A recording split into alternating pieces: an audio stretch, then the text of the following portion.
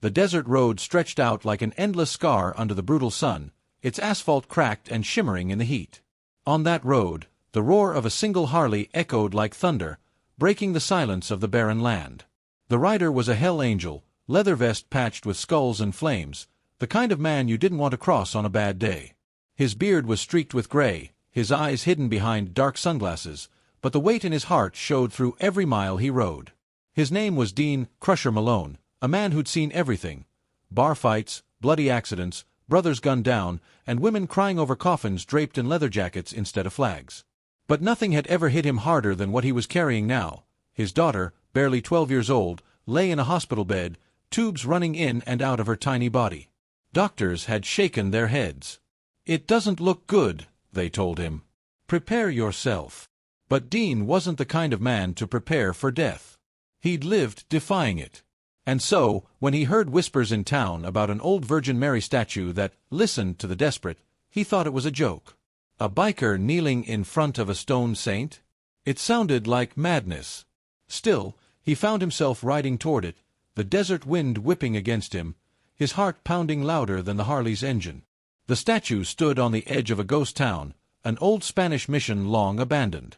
Most of the walls had crumbled, but the Virgin Mary statue remained, untouched, serene, her face smooth and calm even after centuries of storms. People in the area said candles appeared there without anyone placing them, that flowers bloomed at her feet in the dead of summer. Dean parked the Harley and stared. His boots crunched on the gravel as he approached. His leather vest felt heavier than ever, as though the weight of his sins pulled at it. He didn't know how to pray. He hadn't prayed since he was a boy, before life turned him into Crusher, before the patches, the fights, the smoke-filled bars, and the reputation that rode before him. But now, his knees gave out under him. He dropped to the dirt, staring up at the Virgin Mary, his sunglasses sliding off. His eyes burned. For the first time in years, tears carved down his scarred face. "Listen," he rasped, his voice breaking like gravel under a boot. "I don't know how this works. I don't even know if you're real. But my little girl, my angel, she's dying. And I can't lose her. I can't bury her before me." He clenched his fists. "Take me. Punish me. I don't care. But don't take her. Please." His words echoed into the empty mission. The desert wind rustled through the weeds. Silence. Dean stayed there, broken, forehead pressed into the dirt, until exhaustion pulled him down. He didn't know how long he stayed on his knees. But as the sun began to sink and the sky burned orange, something happened. A sudden gust swept through the ruins, rattling the broken wood beams overhead. The statue of Mary seemed to glow, not from the sunlight, but from something deeper, something alive. Dean lifted his head, eyes wide, his heart hammering. And then, as impossible as it was, he smelled roses, fresh, sweet, strong. Roses, in the middle of the desert. His chest tightened. He reached out and touched the base of the statue. It was warm. Dean stumbled back, shaking, unsure if he was losing his mind. But deep inside, a strange peace settled over him.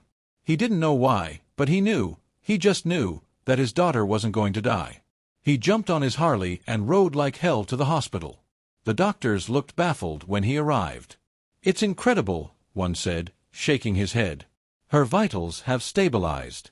She's breathing stronger. We can't explain it." Dean couldn't stop shaking. He sat at her bedside, holding her hand, his tears dripping onto her pale skin. When she opened her eyes, weak but alive, he nearly collapsed. The next day, word started to spread. Dean couldn't keep it inside. He told his brothers. At first, they laughed. "Crusher went soft," they joked. "Prayin' to statues now." But when they saw the fire in his eyes, when they heard how the doctors had no explanation, the laughter died. The Hell Angels weren't men who bowed to anything. Not to cops, not to judges, not to any man. But slowly, curiosity grew. If Crusher, one of the hardest of them all, believed something had happened, maybe there was more to it. One by one, bikers started riding out to that ghost town. First a handful, then dozens. They parked their Harleys in a row, engines cooling under the desert sun, their leather vests black against the pale sand. Men with tattoos of skulls and flames, with nicknames like Snake, Bulldog, and Viper, walked toward the statue. And there they stood, shifting awkwardly, not knowing what to do with their hands. They weren't churchgoers. Some hadn't stepped inside a chapel since they were children dragged by their mothers. But they came anyway. The first to kneel was a giant named Tank, who carried scars from wars and bar fights alike. He dropped to one knee, muttered something nobody could hear, and when he stood, his eyes were wet. Others followed. One lit a candle, another left a ring, another placed a photo of his dead brother at the Virgin's feet. By the end of the week, 100 hell angels had come to that forgotten mission. The desert was filled with the low thunder of Harleys as they rolled in together, like a black river of steel and fire. Locals watched in disbelief. Old women crossed themselves. Kids stared wide-eyed as the leather-clad army marched toward the statue, not to desecrate, not to mock, but to honor. They came with offerings, helmets, knives, flowers, patches ripped from their vests. They came with prayers mumbled under their breath, some in anger, some in sorrow, some in gratitude. And for the first time in their hard lives, they bowed their heads together, 100 strong, in silence before the Virgin Mary. The sight of it burned into history, the fiercest riders on earth kneeling not to power, not to fear, but to hope. And when the wind carried that scent of roses again through the crowd of hardened men, not one of them doubted any more. The desert mission, once abandoned and forgotten, was now alive. Candles lined the cracked stone walls, flickering against the Virgin Mary's serene face. Flowers of every kind, somehow thriving in the desert air, surrounded her feet, roses, lilies, even wild sunflowers. No one could explain it, but the hell angels didn't need explanations. They felt it. Something sacred lived here. Dean Crusher Malone stood back, arms crossed, watching his brothers kneel. The sight was something he'd never imagined in his wildest days. 100 patched vests lined up, each man hardened by violence and scars, bowing like children before the Virgin. Snake, a biker who had once sworn he'd never bow to anyone, whispered through clenched teeth, "I buried 2 sons from overdoses. If you can hear me, give me a sign they're okay." He pressed a silver chain into the dirt at Mary's feet and walked away, trembling. Bulldog, a giant with fists like sledgehammers, knelt longer than the others. When he rose, his face was streaked with tears. He didn't tell anyone what he'd asked for, but afterward, his hands stopped shaking the way they always did when he thought no one noticed. The news spread fast. First, whispers in biker bars and roadside diners. Then locals started driving out to the mission, curious to see the statue that had drawn the Hell Angels. At first, people thought it was a stunt, some kind of gang ritual. But when they arrived, they didn't see mockery. They saw reverence. One night, under a sky littered with stars, the angels lit a circle of candles around the statue. No engines roared, no bottles clinked, no laughter echoed. Just silence, broken only by the desert wind. And then, as if on cue, that scent of roses filled the air again, thick and undeniable. Even the hardest men among them felt their skin prickle. Word of miracles trickled out. A young mother said her sick baby began breathing easier after she prayed there. An old man claimed his failing eyesight sharpened after placing his hands on the statue. A veteran, haunted by nightmares, swore he slept peacefully for the first time in years after kneeling before her. The Virgin Mary statue had become a beacon, and the angels were its unexpected guardians. Dean knew the change in him was permanent. He'd gone there desperate and broken, and he'd left with hope. But more than that, he had seen his brothers, the men he rode and fought with, turn soft in ways he never thought possible. They weren't saints, and they didn't pretend to be. But for the first time, they carried something heavier than vengeance and lighter than guilt: faith. Still, not everyone welcomed it. Local cops rolled by one afternoon, lights flashing, demanding the bikers leave. "You're scaring people," the sheriff said. "This ain't a clubhouse." Dean stepped forward, his beard bristling in the sun. "We ain't causing trouble, Sheriff. Not drinkin', not fightin', not breakin' a damn thing. We're here for her." He nodded toward the Virgin. The sheriff looked at the row of Harleys, the tattoos, the leather. He expected defiance, maybe violence. Instead, he saw silence and candles. He shifted uncomfortably. "Fine," he muttered. "But don't think this makes you saints." Dean just smiled, the first real smile he'd managed in months. "Don't worry, Sheriff. We ain't here to be saints. We're here to remember we're human." Weeks passed. The mission became a pilgrimage site. Locals, bikers from rival gangs, even tourists passing through, everyone wanted to see the place where the Hell Angels had bowed. Reporters showed up with cameras, snapping pictures of burly men laying flowers. A magazine headline read, "Hell Angels trade hellfire for holy ground." Some mocked it. Late-night talk show hosts joked about biker prayer meetings. But those who had been there knew the truth. It wasn't about image. It wasn't about press. It was about something they couldn't name but felt in their bones. One day, Dean's daughter, frail but recovering, asked him to take her to the statue. She was still weak, wrapped in a blanket, but her eyes glowed with life. Dean lifted her onto the back of his Harley and rode slowly to the mission, his brothers riding behind like an honor guard. When they arrived, the angel stood aside as father and daughter approached. She reached out her tiny hand and touched the Virgin's robe. Tears spilled down Dean's cheeks as he watched her lips move in silent prayer. He had never believed in miracles, but now he was standing inside one. That night, something extraordinary happened. As the bikers gathered, the mission filled with light, soft, golden, impossible. No one saw where it came from, but the entire ruin glowed. And again, the scent of roses swept through the desert air, stronger than ever. Some fell to their knees instantly. Others just stared, frozen. Snake whispered, "She's real. She's damn real." Bulldog crossed himself clumsily, his hands shaking. Dean felt his daughter squeeze his hand. "Daddy," she whispered, her voice trembling with awe, "she's looking at us." And for one impossible moment, it seemed true. The Virgin Mary's eyes, carved from stone centuries ago, gleamed as though alive. Not with judgment, not with fire, but with a peace so overwhelming that even the toughest men wept openly. From that night on, the angels changed. Not into choir boys, not into saints, they still rode, still swore, still carried the weight of their pasts. But something inside them had shifted. Violence no longer came as easily. Brotherhood meant more than just fighting together.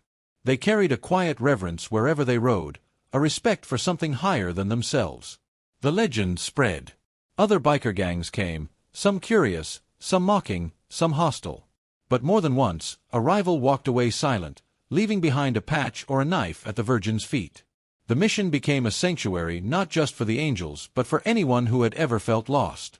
Homeless drifters, broken families, addicts, and the grieving all found their way there. And standing guard at the gates, leather vests gleaming in the sun, were the Hell Angels. Dean often thought about that first night, when he'd fallen to his knees, desperate and angry, not even knowing if anyone listened. Now, months later, the statue stood draped in offerings, candles burning night and day, flowers carpeting the ground. And sometimes, late at night, when the wind carried the scent of roses, Dean swore he could hear a whisper, soft but steady, "Your little girl will live. And you, Dean, are not beyond saving." It was enough to keep him coming back, again and again. By autumn, the mission was no longer forgotten. Pilgrims arrived from across the country, riding in battered cars, pickup trucks, or on motorcycles that rattled like old bones. They came with candles, pictures of loved ones, prayers written on scraps of paper. The sight stunned everyone, a desert chapel guarded by leather-clad Hell Angels, their Harleys lined up like steel sentinels. Mothers carrying babies walked past men with tattoos of skulls. Priests in black collars nodded respectfully at bikers wearing patches with flames and wings. What began as one desperate man's prayer had grown into something that could not be ignored. The media swarmed the place. Reporters pointed cameras at Dean, asking him why he had prayed to the Virgin Mary. He never gave them what they wanted.